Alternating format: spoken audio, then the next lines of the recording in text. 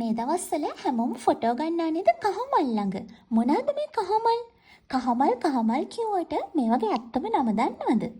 විද්‍යාත්මක නම නම් ඩෝලි චන්ද්‍රා අග්නිස් කැටි. එතකොට මෙයාගේ ඇත්තම නම තමයි කැට්ස් ක්ලෝ. එහෙම නැත්නම් බලල් පහුරුමල්. මේ මොකන්ද මේ? ඇයි මෙයාට මේ වගේ නමක් හම්බුනේ කියලා දන්නවද? මෙන්න මේ වගේ තියෙනවා ලපටි පත්‍ර. මේ ලපටි පත්‍ර ලා කළ පාටයි. ඒ ලපටි පත්‍ර ඔයාලා හොඳින් බැලුවොත් එimhe පෙනේවි. මේකේ පත්‍රිකා දෙකකිනුයි අගින් වක්‍ර වෙච්ච දඟඩ තුනකිනුයි තමයි හැදිලා තියෙන්නේ. ඒක හරියට පූසෙක්ගේ පාදයක් වගේ.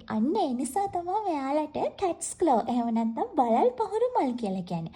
මෙන්න මේක තමයි මෙන්න මේ වැල ශාකයක මතු පිට හොඳට ඇලිලා එතිලා ඉහළට යන්න උදව් වෙන්නේ. ඉතින් මෙයාලට මෙන්න මේ විදිහට මීටර් 30ක් විතර උසට යන්න පුළුවන්. මේකේ මල් නම් ඉතින් ඔයාලා දන්නවනේ කහ පාටයි ලස්සන මල්.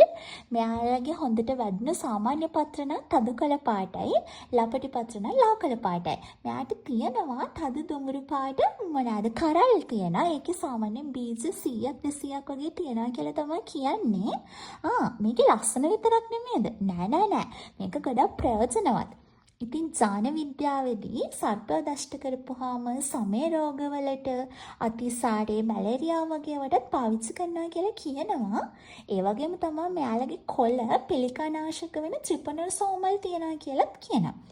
ඉතින් ආයට මෙන්න මේ ලස්සන කහමල් බලා ගන්න පුළුවන් වසන්ත කාලෙදී. දැන් වසන්ත කාලය ඇවිල්ලා තියෙන්නේ.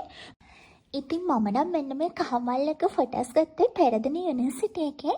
ඔයාලා ඕනම කෙනෙක්ට පෙරදෙන යුනිවර්සිටි එකට આવොත් මේ කහමල් එක ෆොටෝස් ගන්න පුළුවන්.